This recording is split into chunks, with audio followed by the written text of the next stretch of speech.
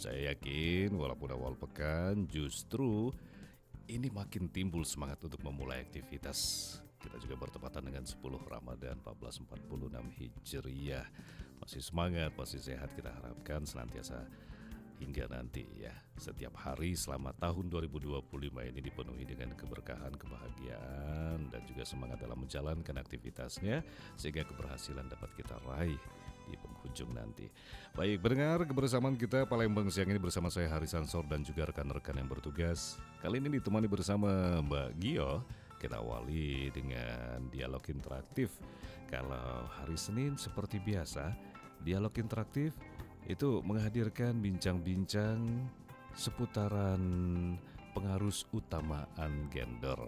Ya, kalau kemarin pekan-pekan kemarin kita bincang-bincangnya mengenai ini nih, apa namanya, kesehatan mental, psikis, terutama pada orang-orang yang sudah menikah. Nah, kali ini masih mengenai isu gender, tapi beda loh. Saya juga agak-agak bingung dengan topiknya. Justru karena kebingungan itulah nanti akan diluruskan oleh ahlinya. Ya, bersama saya di kesempatan siang hari ini, pendengar, bersama ibu yang cantik ada Ibu Fitri. Selamat siang Ibu Fitri. Apa Haris. apa kabarnya Ibu? Seger Alhamdulillah banget sehat. Ibu. Alhamdulillah. Apa memang setiap hari harus seger gitu ya? Haruslah. Itu ya. Ya. Jadi siang hari ini kita akan membahas mengenai seputar isu gender yang memang sepertinya gak habis-habis Bu ya. Iya. Dari zaman bahla sampai sekarang juga Sampai sekarang tetap ya. ada gitu, macam-macam persoalannya. Ditambah Betul. lagi dengan perkembangan teknologi kayaknya semakin meriah gitu ceritanya Betul. ya. Betul. Nah, jadi ada yang namanya isu strategis. Ini ada posisi-posisi strategisnya juga nih, yang seperti apa nanti akan kita bahas. Tapi sebelumnya Iya. mungkin Ibu Fitri silakan berkenalan dulu dengan pendengar kita ini Bu, silakan. Oke, baik. Selamat pagi para pendengar RRI Pro 2. Pro satu Ibu. Pro 1, mohon Betul. maaf. RRI Pro 1. Selamat siang. Saya Fitriana, Kepala Dinas Pemberdayaan Perempuan Perlindungan Anak Provinsi Sumatera Selatan.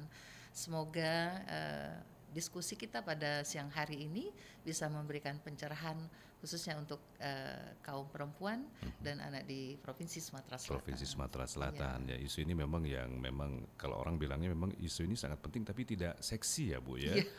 Jadi kadang-kadang sering terlewatkan gitu ya.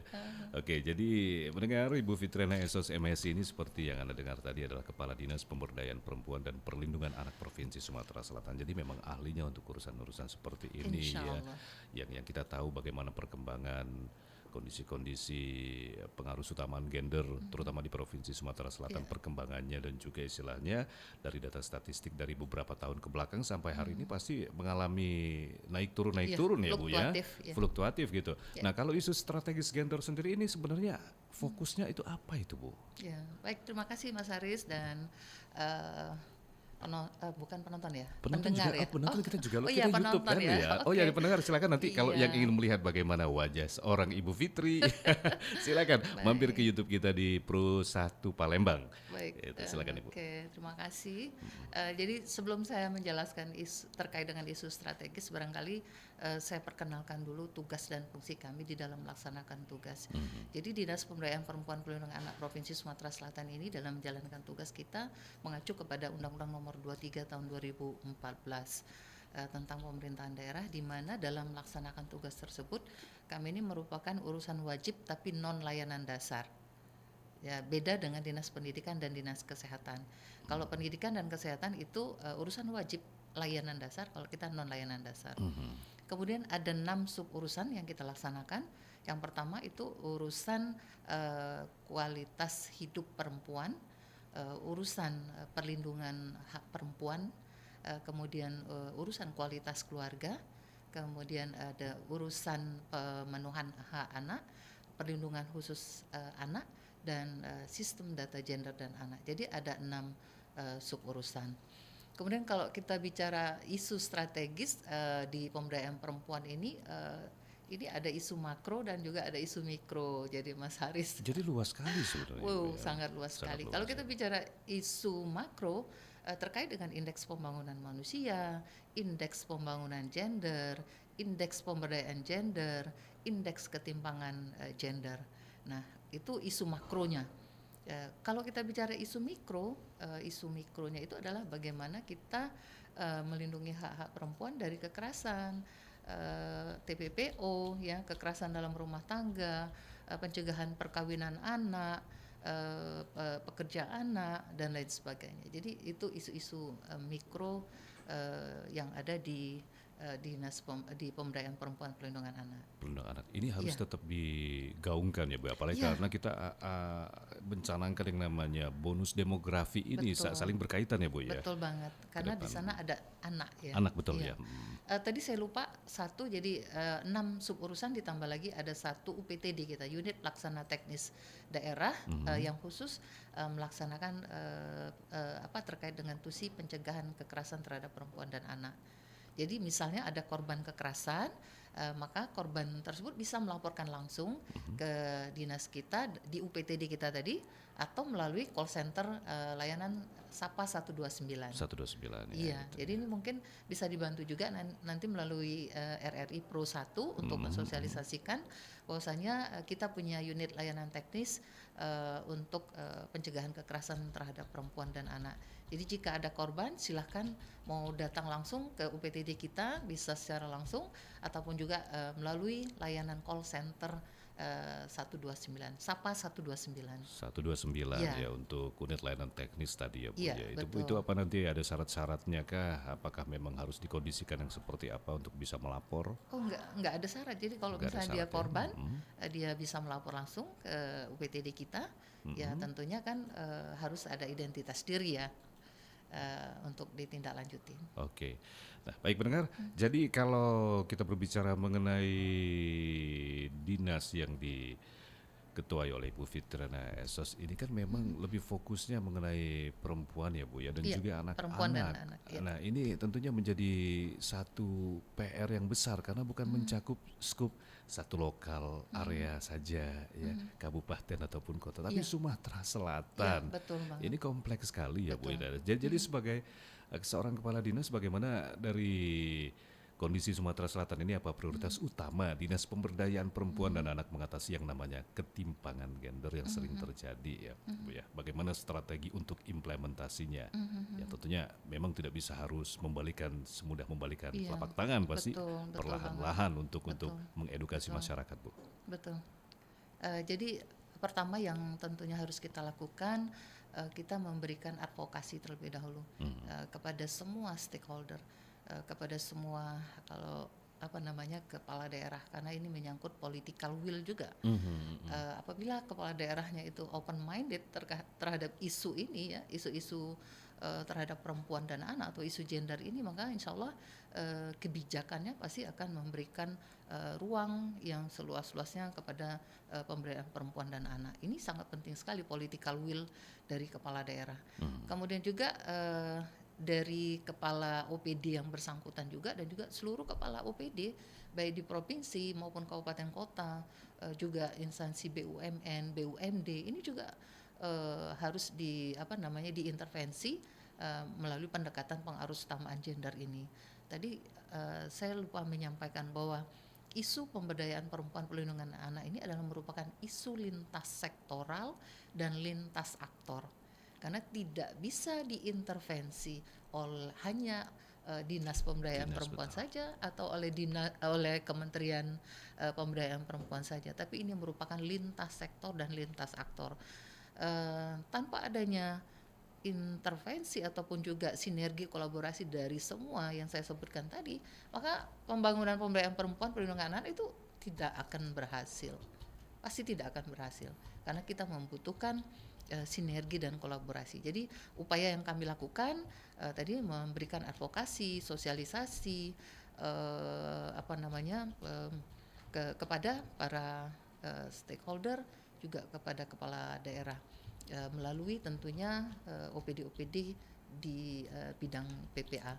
Nah, kemudian kita juga mengidentifikasi kebutuhan dan peluang apa saja sih yang harus kita dorong baik di provinsi maupun di kabupaten kota. Kemudian juga kita kemudian mengembangkan apa yang sudah kita identifikasi tadi, kita apakah ini ada keberlanjutan, perlu ada keberlanjutan atau tidak perlu. Jadi ini juga kita berikan advokasi. Kemudian kita juga terus mendorong melakukan advokasi kebijakan yang mendukung pemberdayaan perempuan, kemudian meningkatkan akses perempuan. Jadi ini terus kami gaungkan dan kami suarakan juga bagaimana kita bisa mencegah kekerasan terhadap perempuan dan anak melalui advokasi edukasi ke semua lapisan masyarakat. Itu termasuk program dasar ya Bu ya. Iya, Tapi betul. pasti ada program sub-sub lagi setiap tahunnya yang diadakan. Nah, mungkin kalau tahun 2025 ini program-program prioritasnya seperti apa Bu? Ya, kalau terkait dengan program prioritas, yang pasti ini harus berkelanjutan ya. Kita tidak bisa melaksanakan program itu secara sporadis ataupun juga berubah-ubah. Jadi suatu program itu harus continue berkelanjutan. Terutama dalam pengarus utamaan gender ini tadi, saya bilang kan membutuhkan waktu yang cukup lama tadi karena kan menyangkut dengan mindset seseorang di dalam berpikir, harus open minded bagaimana tadi menyikapi isu-isu yang terkait dengan perempuan dan anak. Nah, tadi saya lupa menyampaikan terkait dengan kegiatan pengarus taman gender ini. Di hari Kamis nanti kami mengumpulkan kepala dinas kabupaten kota Sumatera Selatan, kepala dinas BPA dan juga kepala Bapeda, kemudian kepala inspektorat dan kepala BPKAD. Ini namanya Pordraiver yang menjadi penggerak di dalam pengarus utamaan gender. Nah, jadi Bapeda dari sisi perencanaannya, kemudian BPKAD dari sisi penganggarannya, kemudian inspektorat ini dari sisi pengawasannya, dan tentunya kami dari sisi secara keseluruhan ya kalau di dinas kita pemberdayaan perempuannya. Oke, jadi memang tidak ada program yang jelek, bagus atau lebih bagus, sangat jelek, tapi memang adanya program yang harus tuntas ya Bu. Betul, Ya. Karena harus fokusnya berkesinambungan. sama ya, Iya. sudah jelas goalsnya itu mau kemana kan. Tadi kan makronya ya. apa tadi kan indeks Betul, pembangunan betul. manusia, indeks pembangunan gender, indeks pemberdayaan gender, dan indeks ketimpangan gender. Jadi untuk mencapai itu tentunya kan tahapan-tahapan yang kita lakukan itu harus continuity, Oke, tidak boleh terputus ya. ini kan butuh tim loh Bu, apalagi kita menyasar ke daerah-daerah, apalagi Betul. pelosok yang memang sangat kental sekali istilahnya nilai-nilai tradisi kedaerahan yang mohon maaf mungkin kalau kita berbicara patriarki ya Bu ya, Betul. yang sangat kental sekali. Betul. Nah tentunya ini dibutuhkan agen-agen gitu kan Bu ya. Apakah Iya. memang dari dinas sendiri atau memang kita menciptakan agen-agen dari masyarakat itu sendiri Bu? Iya Mas Haris, jadi tadi yang sudah saya sampaikan bahwa dalam melaksanakan tugas kita lintas sektor, lintas aktor. Jadi inilah kuncinya, kita membutuhkan orang lain ya untuk melaksanakan tugas ini. Nah, kita ada yang namanya berbagai macam forum yang menjadi mitra kita. Ada forum anak, ada PATBM itu perlindungan anak terpadu berbasis masyarakat, ada organisasi Puspaga yang Puspaga itu singkatan dari Pusat Pembelajaran Keluarga, Pusat Pembelajaran. Jadi saking banyaknya organisasi saya sampai lupa. Ada juga Puspa, ada Puspaga, kemudian ada DRPPA, Desa Ramah Perempuan Peduli Anak. Kemudian tadi forum anak sudah ya, ada forum anak. Apalagi ya, ada perempuan kepala keluarga yang disingkat dengan PEKA. Kemudian ada organisasi-organisasi wanita yang banyak sekali yang tergabung dalam BKOW, itu yang juga menjadi mitra-mitra kami dalam melaksanakan tugas. Itu mitra yang membantu kami, Mas Haris. Dan semuanya kolaborasinya bisa ya, dikatakan itu sampai ke tingkat desa. Sampai ke tingkat desa. Dan berjalan ya Bu ya? Dan alhamdulillah berjalan. Jadi ini menjadi atensi juga dari Ibu Menteri terkait dengan program-program yang sudah dilaksanakan, di mana program prioritas dari kementerian itu yang pertama adalah membentuk RBI. RBI itu Rumah Bersama Indonesia. Jadi isinya adalah pengembangan dari DRPPA tadi, Desa Ramah Perempuan Peduli Anak. Karena rata-rata yang banyak sekali menjadi korban kekerasan ini, baik perempuan maupun anak, itu terjadinya di wilayah pedesaan, kemudian yang apa ya, akses-akses untuk keamanannya itu mungkin agak kurang ya, sehingga kan para pelaku kejahatan ini melihat ada peluang kalau dia melakukan kejahatan, akses untuk melapor, dan juga mungkin ada apa, semacam relasi kuasa kan, ancaman, sehingga si korban tadi tidak berani untuk melapor. Oke. Nah, itu Ini dengan sangat banyaknya forum aja masih sering kejadian ya Bu, ya apalagi masih, tidak ada forum. apalagi tidak ada forum. Jadi ya itulah, makanya tadi kita Hmm, membutuhkan bantuan dari semua pihak tadi, lintas sektor dan lintas aktor. Oke, Ya. ini untuk sosialisasinya sendiri apakah memang harus kepada perempuannya sendiri, apakah mungkin dari bapak-bapak ataupun laki-laki juga harus mendapat pencerahan, karena kadang-kadang yang mendapat perlakuan memang tidak menutup kemungkinan ada juga laki-laki, tapi yang lebih banyak memang Perempuan. perempuan ya Bu ya, dan juga anak-anak seperti Iya. itu. Nah, kalau misalkan ternyata belum lagi kita kita yang kalau misalkan seperti Ibu katakan kalau kita takut melapor karena kebanyakan wanita ini sudah jatuh ketimpa tangga, sudah jadi korban, yang kena salah juga ya Betul banget. seperti itu. Apakah memang sosialisasinya juga menyasar hanya kepada ibu dan anak-anak, dan laki-laki apakah juga akan mendapat pencerahan juga Bu? Ini pertanyaan yang bagus sekali nih Mas Haris. Jadi memang terkait dengan advokasi sosialisasi ini juga harus kita lakukan, dan sudah kita lakukan juga kepada laki-laki dan juga anak laki-laki. Kenapa penting? Karena rata-rata pelakunya tadi, kata Mas Haris tadi, kan adalah Laki-laki laki-laki. betul. Walaupun tidak menutup kemungkinan korbannya itu juga adalah laki-laki, Laki-laki, tapi persentasenya itu rendah. sangat kecil sekali. Nah, kenapa penting ini laki-laki diberikan sosialisasi advokasi terkait dengan kesetaraan gender ini? Karena tadi jika laki-laki itu sudah memahami tentang kesetaraan gender, maka dia tentunya tidak akan memperlakukan perempuan atau anak itu tidak ada ketimpangan lah, terutama di dalam keluarga.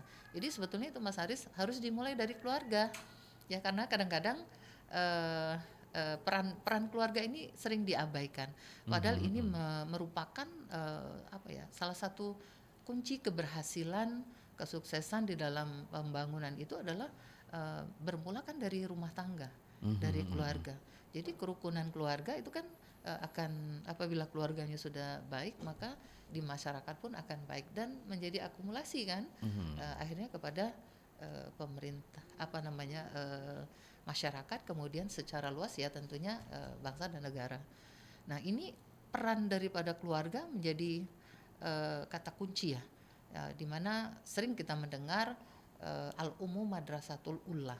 Jadi ibu itu adalah madrasah pertama bagi anak-anaknya. Jadi bagaimana peran ibu memberikan pola asuh yang baik kepada anak, sehingga terutama kepada anak laki-laki tadi kan diberikan pemahaman bahwasanya laki-laki itu harus menjaga dan melindungi perempuan. Misalnya dalam keluarga ada adiknya perempuan atau kakaknya perempuan.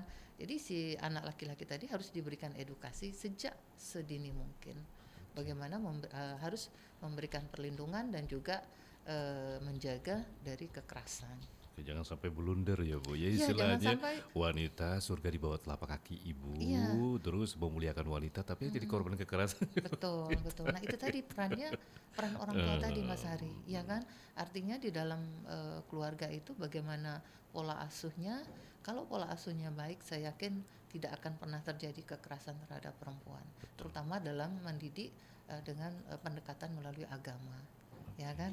Ini sangat penting sekali kalau orang tua sudah memberikan nilai-nilai value agama sejak bayi kepada anak laki-laki juga anak perempuan, maka insya Allah tidak akan pernah terjadi kekerasan, baik itu di lingkungan keluarga maupun di lingkungan tetangga dan lingkungan masyarakat. Karena tadi pelaku kekerasan itu hampir rata-rata itu adalah orang-orang terdekat.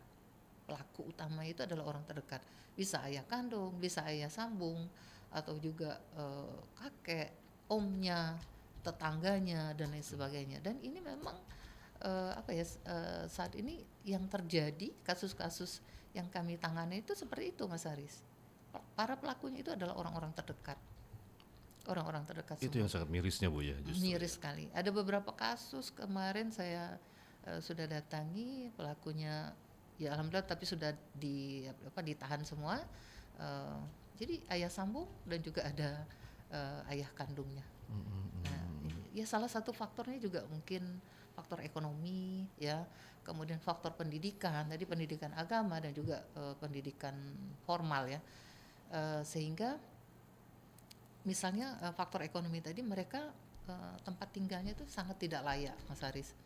Satu rumah misalnya dihuni oleh 8 orang, 6 orang, tidak ada kamar yang memisahkan antara kamar orang tua dengan anggota keluarga lainnya, sehingga untuk melakukan semua aktivitas dilakukan di ruangan yang terbatas tadi. Iya, bahkan ada mereka yang tidak punya tempat tinggal yang layak ya, jadi dia menyewa tanah, kemudian dia membangun, ya kalau dibilang rumah nggak layak ya, gubuk ya mungkin ditempati tadi dengan beberapa orang. Nah, sering terjadi pelaku-pelaku kekerasan terhadap perempuan dan anak itu, salah satunya faktornya itu tadi, faktor ekonomi. Jadi kebersamaan dalam satu ruangan yang terbatas tadi ya memicu. Nah, misalnya ibunya bekerja pada saat pagi sampai dengan sore hari, bahkan ada yang sampai malam hari, barangkali dia melihat ada anak di rumah kan, dan yang mirisnya itu korbannya kan masih anak-anak, miris sekali, bahkan sampai melahirkan anaknya tadi ya, dan bahkan diasuh oleh ibu kandungnya. Jadi mana anak, mana cucu, mana karena pelakunya ayahnya kan. Udah miris sekali saya, Mas. Kalau udah dan ini memang sering kita dengar di media massa ya Bu ya. Tapi ada satu yang sedikit kegundahan juga Bu ya. Apalagi kita terbentur dengan budaya timur iya, yang betul, tadi betul. yang seperti ini. Ini tentunya menjadi tantangan dan akhirnya bisa menjadi menjadi PR juga bagaimana untuk meluruskan hal yang sudah bengkok tadi. Ini agak-agak berat. Terus untuk dari hasil yang sudah disosialisasikan dari Ibu sebagai kepala dinas dari pemberdayaan perempuan dan juga tim yang lainnya relawan, materi-materi apa saja yang disampaikan dan juga hasilnya itu seperti apa? Apakah memang kita masih terpengaruh dengan budaya lama atau sudah mulai terbuka, Bu? Iya, yang pasti sosialisasi kita terkait dengan undang-undang. Jadi bahwa mereka itu hak-hak mereka itu dilindungi oleh undang-undang. Misalnya ada undang-undang tentang kekerasan seksual, undang-undang TPKS, kemudian ada undang-undang kekerasan dalam rumah tangga, ada undang-undang tindak pidana perdagangan orang, ada undang-undang ITE, kemudian juga ada undang-undang sistem pidana peradilan anak. Juga ada bagaimana penanganan anak-anak yang berhadapan dengan hukum, dan juga perempuan yang berhadapan dengan hukum. Jadi regulasi ini menjadi penting, Mas Haris, kita sosialisasikan kepada masyarakat supaya mereka itu sadar jika mereka melakukan kejahatan maka ada sanksi pidana yang akan mereka terima untuk pelaku, dan korban juga ada hak-haknya yang dilindungi sehingga mereka jangan takut untuk melapor. Nah, ini sering kejadian kekerasan berulang terhadap perempuan dan anak karena misalnya si ibunya tidak melapor, misalnya kekerasan terhadap anak, si ibunya tidak melapor, ataupun kekerasan terhadap ibunya tidak berani melapor, atau anggota keluarga lainnya juga tidak berani melapor karena ada ancaman dari si pelaku tadi kan. Jadi dengan ancaman itu biasanya kalau ini kamu saya bunuh, ataupun juga ancaman-ancaman lain seperti kasus pelecehan terhadap anak sambung atau anak kandung tadi, jika kamu tidak memenuhi maka ibu kamu akan saya bunuh. Jadi seorang anak apabila sudah berkaitan dengan ibunya maka dia pasti akan pasrah, dia akan menuruti apa maunya si pelaku. Nah, inilah yang kami berikan sosialisasi kepada kaum perempuan dan juga laki-laki, jika melakukan kejahatan maka ada sanksi hukumnya. Itu yang pertama yang kita berikan. Kemudian juga kita memberikan sosialisasi terkait dengan pencegahan kekerasan tadi, kemudian juga pencegahan perkawinan anak. Nah, ini juga termasuk kekerasan, Mas Aris. Perkawinan anak di Sumatera Selatan ini angkanya termasuk cukup tinggi di Provinsi Sumatera Selatan ya. Ada salah satu kabupaten yang sangat tinggi angka perkawinan anaknya, dan ini sebetulnya kan tidak diperbolehkan dalam Undang-Undang Perlindungan Anak. Hanya saja tadi mungkin karena situasi dan kondisi, keterpaksaan, keterbatasan ekonomi, sehingga orang tuanya tadi terpaksa menikahkan. Seperti contoh kasus kemarin yang saya baru kunjungi, jadi si anak ini sudah dinikahkan oleh ayahnya itu usia 14 tahun. Saat ini sedang mengandung 5 bulan, yang dia menjadi korban ayah sambungnya. Karena orang tuanya udah berpisah, jadi ayahnya udah menikah, ibunya juga udah menikah, makanya dia suaminya kerja ke daerah merantau, sehingga anaknya nih tadi, istrinya tadi dititipkan lagi ke ibunya, ke ibu kandung. Makanya kejadian yang peristiwa itu usianya baru 15 tahun saat ini. Nah itu Mas Aris, karena faktor ekonomi. Kami tanya kenapa mau dinikahkan, usianya kan masih sangat muda sekali kan, masih anak-anak. Itu tadi untuk memenuhi kebutuhan hidup. Anggapannya dengan menikahkan anak itu beres semua. Lepas tanggung jawabnya secara ekonomi mungkin ya untuk menafkahi. Ternyata itu bukan solusi, bahkan menimbulkan kekerasan baru.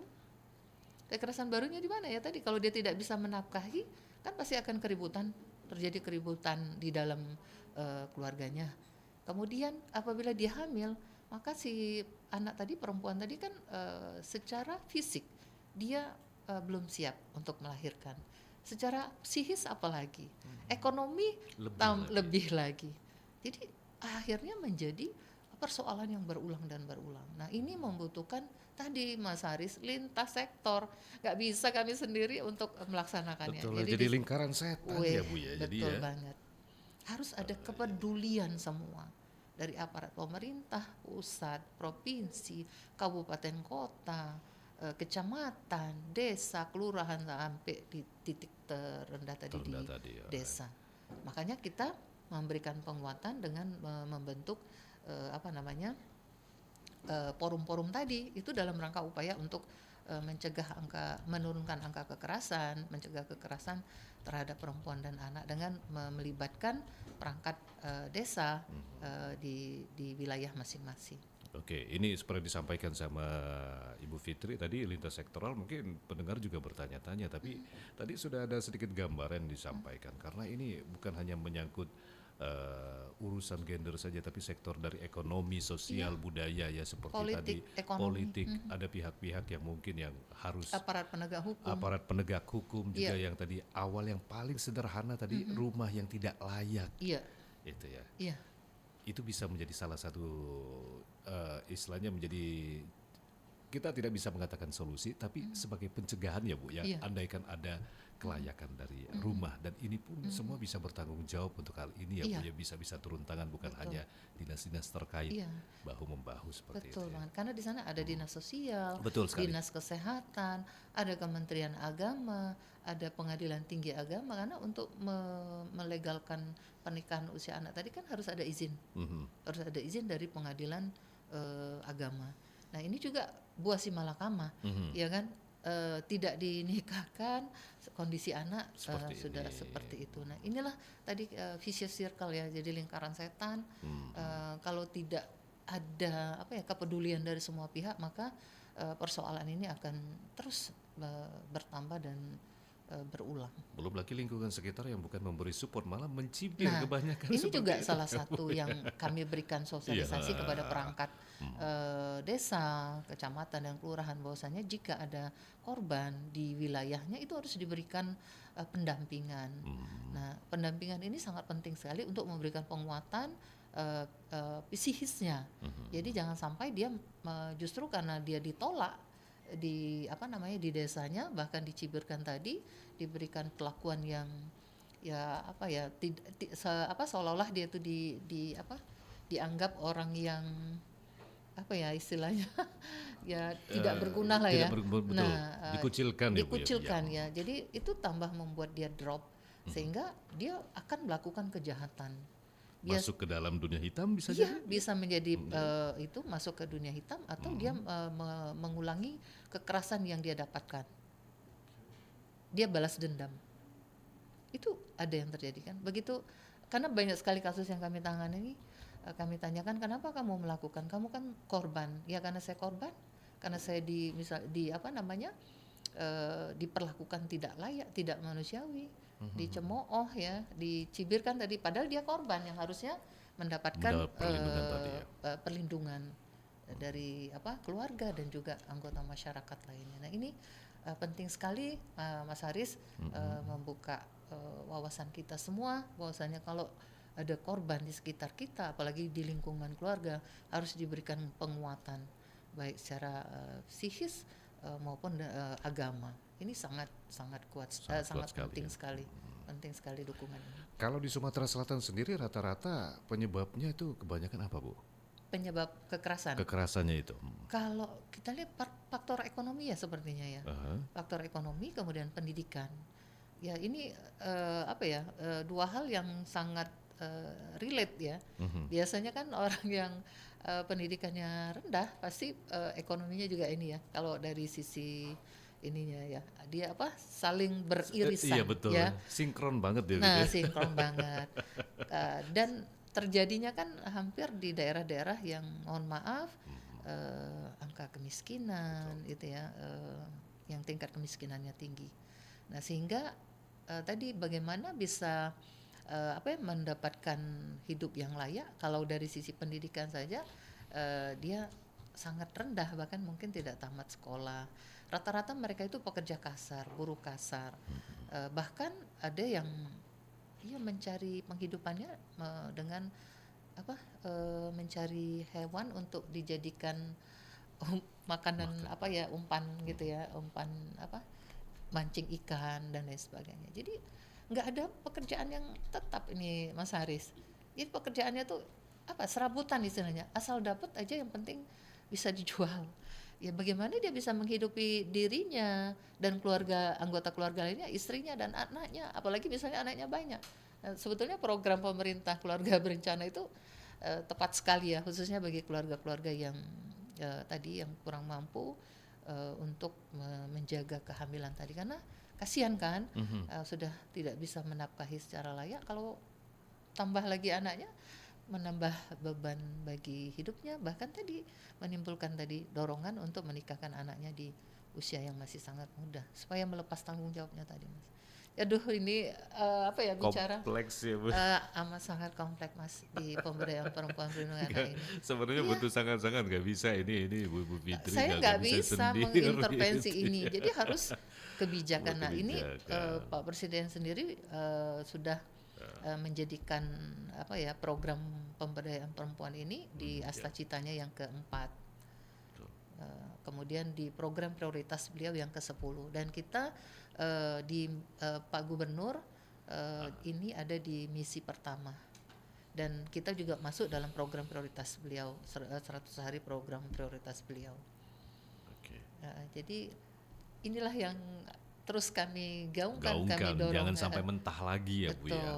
Betul. Dan kadang-kadang persoalannya ini kan orang yang sudah paham, misalnya dalam suatu dinas ya, OPD sudah paham mengurusi masalah PUG ini, tiba-tiba di rolling ke tempat lain, sehingga dari nol lagi kita. Ini juga tantangan loh Mas Haris.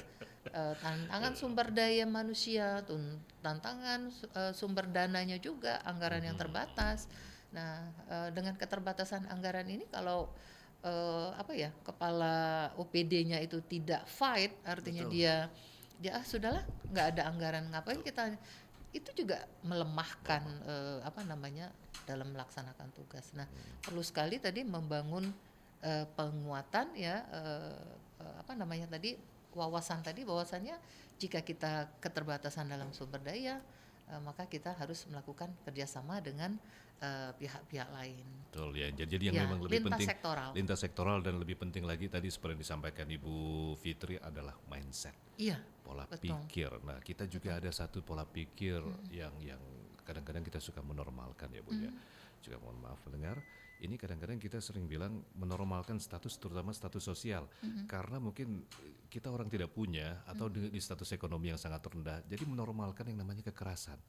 Jadi hal-hal yang biasa terjadi. Betul. Jadi hal yang sering dianggap tindak kejahatan itu sudah biasa Iya. dilakukan orang-orang dengan status ekonomi Iya, rendah. betul. Bahkan kurang mendapatkan atensi. Nah itu yang sering terjadi, Iya, Bu ya. iya. Jadi seolah-olah orang dengan status ekonomi rendah itu aneh kalau Termarginalkan ya. Nah betul, aneh kalau harus bertindak baik ataupun mengurus anak dengan bagus dan segala macam. Dan apakah itu menjadi salah satu tantangan juga, Bu?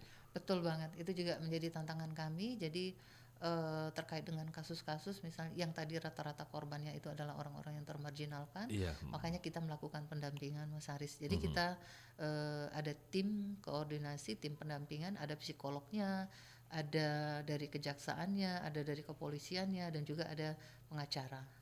Jadi tim kita. Jadi terkait dengan korban-korban tadi yang membutuhkan bantuan kita, pendampingan itu kita dampingi dan kita kawal. Oke. Seperti itu.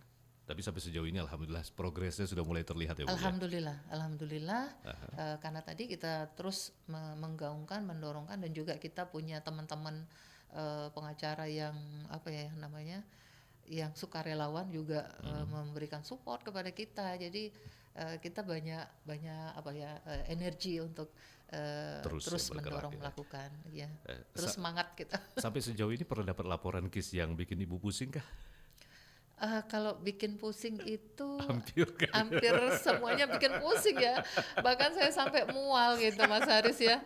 Iya, saya sampai mual pas pulang dari kunjungan ini, ya Allah, apalagi ini, ya Allah, habis apalagi. ya, Bu. Iya, kita nggak bisa speechless lah karena. Iya, karena kita yang ngadepin makhluk hidup ya, Bu, manusia, Bu ya, dengan segala betul. Dinamika kehidupan yang apalagi sekarang ya eranya semuanya sedang dalam situasi yang memprihatinkan ya. Betul lah. Jadi ini juga amat sangat berdampak pada masyarakat. Oke, ini juga termasuk yang kalau tadi mungkin kita secara konvensional ya, karena beberapa di daerah yang 3T kita katakan ya, tertinggal, yang terluar, dan juga yang istilahnya termiskin dan juga termarginalkan, kata Bu Fitri tadi.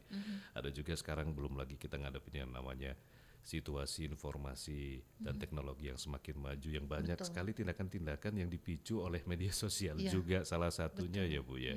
Dan juga ada fenomena-fenomena yang dengan bangganya harus perceraian menjadi sesuatu kebanggaan sekarang ya.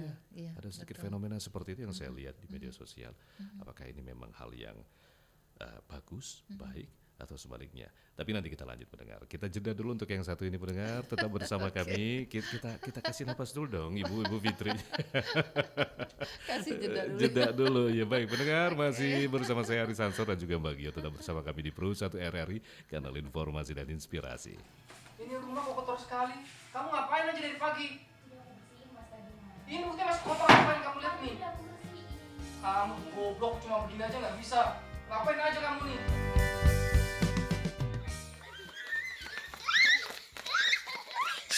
Nina. Ya, Tante. Sini.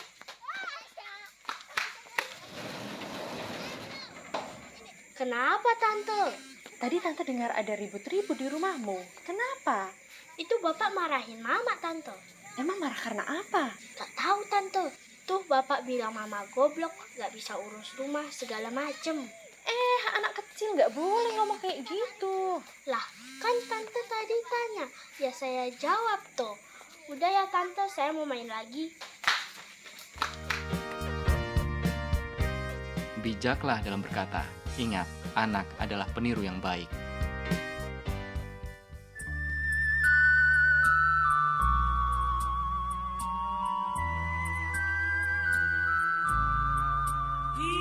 Diciptakan alam pria dan wanita, dua makhluk jaya asuhan dewata.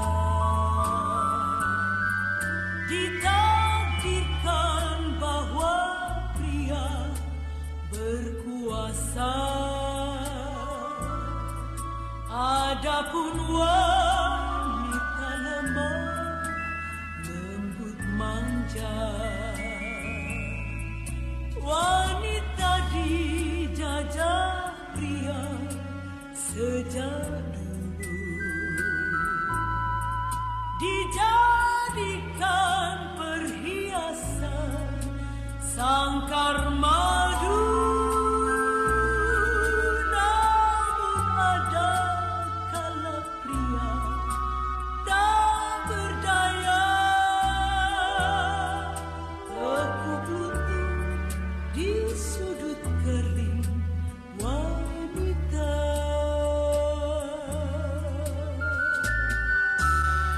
Masih menemani Anda pendengar Zwesti Wirabuana Sabda Alam. Kalau dengar lagunya memang sangat harmonis sekali, tapi kalau dengan kondisi sekarang sepertinya seperti sindiran dan juga satir ya Bu. Wanita dijajah pria sejak dulu. Tapi tergantung dengan perempuannya ya. Betul. Iya. Ada juga kata-kata yang namun ada kalanya pria tak berdaya bertekuk lutut di hadapan wanita. Iya. Jadi harus balance ya. Harus balance. Baik, mendengar masih dengan obrolan kita ya, pengaruh utamaan gender. Jadi tentang isu strategi gender ini yang sangat menarik sekali. Padahal sebenarnya ini istilahnya kata Bu Fitri tadi bocorannya ini baru 0, sekian persen mungkin. Iya, Belum keseluruhan ya. Karena fenomena-fenomena lain juga banyak terjadi. Apalagi tadi yang saya sampaikan ada fenomena khas media sosial di luar dari bayangan kita semua yang tadinya kita tidak menyangka bisa bakal terjadi, tingginya angka perceraian ya Bu ya, hanya karena sesuatu hal yang kita anggap sepele. Nah kalau dengan kondisi-kondisi seperti ini dari Dinas Pemberdayaan Wanita sendiri bagaimana ini melihatnya Bu? Ya, jadi memang era digital ini ada dua sisi mata uang ya Mas Haris ya. Satu sisi ada sisi positif, tapi di sisi lain negatif. Karena melalui media sosial ini banyak sekali penggunanya ini kan khususnya kaum perempuan. Nah di media sosial ini kan juga begitu banyak tawaran-tawaran yang menggiurkan ya melalui platform media sosial. Jadi begitu kita membuka misalnya platform IG ataupun juga bukan YouTube dan juga berbagai macam lah platform di media sosial ini yang membuat kaum perempuan ini kan tergiur gitu ya, tergoda. Sementara dari sisi kemampuan finansial suaminya misalnya tidak mampu, ya kan? Nah, tapi begitu melihat Peluang. gaya hidup hedon tadi, gaya hidup hedon yang muncul di media sosial itu, jadi terpancing untuk melakukan hal-hal yang ya di luar inilah kemampuan suami dan bahkan juga kemampuan dirinya sendiri. Tapi kalau dia perempuan itu cerdas, dia kan bisa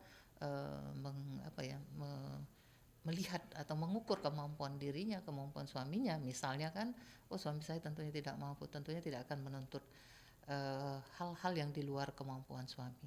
Nah ini kan memicu Mas Haris ya, tuntutan yang di luar kemampuan suami pasti kan akan menimbulkan percecokan dalam keluarga, dalam rumah tangga. Jangankan untuk memenuhi kebutuhan yang mungkin bukan kebutuhan premier ya, ini sudah tersier mungkin, atau kebutuhan yang bukan kebutuhan tapi keinginan. Betul. Nah sementara kebutuhan yang wajib aja tidak terpenuhi. Ini juga salah satu faktor ya dari media sosial. Kemudian juga gaya hidup, pergaulan ini juga sangat menentukan sekali. Kadang-kadang dia salah bergaul Mas, itu juga bisa mempengaruhi. Padahal dia tidak mampu tapi bergaul dengan orang-orang yang tidak tepat, mempengaruhi pola pikirnya, akhirnya melakukan hal-hal yang di luar yang tidak sesuai lah istilahnya dengan kondisi yang sesungguhnya. Dan ini bisa menjadi salah satu faktor pemicu baru ya Bu ya. Iya, pemicu baru. Nah makanya angka perceraian juga tinggi karena lebih kepada kasus bukan kasus, maksudnya lebih kepada faktor ekonomi ya dan juga faktor pendidikan. Kalau dia memiliki pengetahuan pendidikan yang cukup tinggi ya, cukup bagus, pasti dia akan melakukan semacam evaluasi, menganalisa kan ada kebijakan-kebijakan yang dia lakukan. Misalnya kan tadi ini dari sisi kemampuan saya juga nggak kerja, misalnya suami juga nggak kerja, ataupun juga suami kerja dengan gaji pas-pasan, dia sudah pasti tidak terpengaruh gitu kan. Bahkan dia meninggalkan pergaulan yang tidak sesuai dengan lingkungannya. Ini juga sangat berpengaruh sekali Mas Sangat Arif. penting. Jadi yang sering kita sering kita abaikan ini evaluasi diri sendiri. Oh iya, penting banget itu Mas. Penting banget kita harus introspeksi diri ya, mengevaluasi kan, sudah benar belum nih yang saya lakukan selama ini kan. Karena kalau kita tidak pernah mengevaluasi diri, kita pasti akan kebablasan tadi. Betul. Melihat apa yang terjadi di depan mata itu seolah-olah pembenaran, seolah-olah benar apa yang kita lakukan. Padahal kalau kita mengintrospeksi diri, harusnya saya lebih banyak mendekatkan kepada eh, Allah ya misalnya, lebih banyak melakukan kegiatan-kegiatan yang membuat bonding dengan keluarga, dengan suami, dengan anak, sehingga itu memperkuat, memperkokoh kehidupan keluarganya. Harusnya kan itu yang lebih diperbanyak. Diprioritaskan ya, Bukan Bu. bukan berarti tidak boleh bergaul, kita boleh bergaul, tapi kita jangan salah bergaul. Boleh bergaul tapi jangan salah. Jangan lupa bergaul. ngerem ya Bu ya kalau Iya. kendaraan. Jangan salah bergaul tadi. Kalau jangan ikut-ikutan, Iya. jangan ikut-ikutan dengan pergaulan. Oke, baik Bu, sebelum kita closing statement mungkin ada satu pertanyaan singkat saja. Mungkin kalau dari keterlibatan masyarakat yang bisa dilakukan oleh masyarakat itu apa Bu?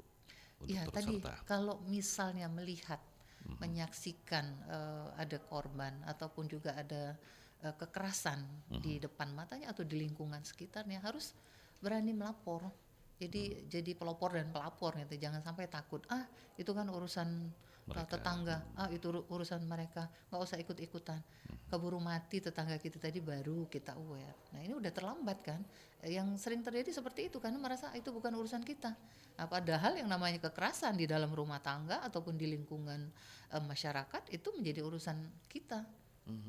Menjadi kewajiban kita untuk minimal melapor melalui call center tadi Sapa 129 atau layanan di kepolisian itu ada yang layanan langsung ya 110 kalau tidak salah itu.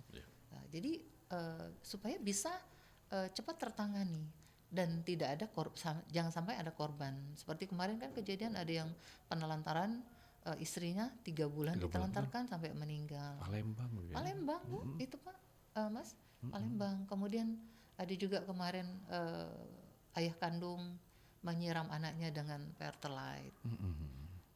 Ya itulah persoalan berbagai macam persoalan yang ada di masyarakat. Nah tentunya ini kita sebagai anggota masyarakat harus bijak menyikapi situasi dan kondisi. Karena kita juga adalah bagian dari masyarakat, kita tidak tahu kejahatan itu ya sewaktu-waktu akan terjadi kepada siapa. Betul. Jadi makanya kita harus peduli dan harus membantu jika terjadi di sekitar kita atau di lingkungan Support kita. system itu sangat penting ya Bu ya. Betul banget, betul. Baik Ibu, kita sudah di penghujung kebersamaan ini Bu Fitri. Jadi dari apa yang kita sampaikan siang hari ini, apa nih yang dijadiin closing statement mengenai isu strategi gender Bu Fitri? Closing statementnya adalah orang tua harus memberikan edukasi yang setara kepada anak laki-lakinya dan juga kepada anak perempuan. Jadi jangan hanya anak perempuannya saja yang diberikan edukasi tentang kesetaraan, tetapi juga anak laki-laki. Anak laki-laki ini penting diberikan edukasi tentang kesetaraan gender supaya sejak dini dia sudah tahu bahwasanya kesetaraan itu adalah keseimbangan peran dan fungsi di dalam keluarga, di dalam masyarakat, di dalam politik, pemerintahan dan ekonomi. Jadi bukan antara apa istilahnya memperebutkan kekuasaan bukan, tapi lebih kepada kesamaan peran, kesetaraan peran dan fungsi. Jadi apa yang dikerjakan oleh perempuan juga bisa dikerjakan laki-laki, sebaliknya apa yang dikerjakan oleh laki-laki bisa juga dikerjakan perempuan. Seperti misalnya koki sekarang kan banyak laki-laki, padahal kalau kita mau bicara masa ini urusannya perempuan, ya kan? Pekerja itu urusannya cari nafkah laki-laki, tapi kenyataannya sekarang perempuan yang cari.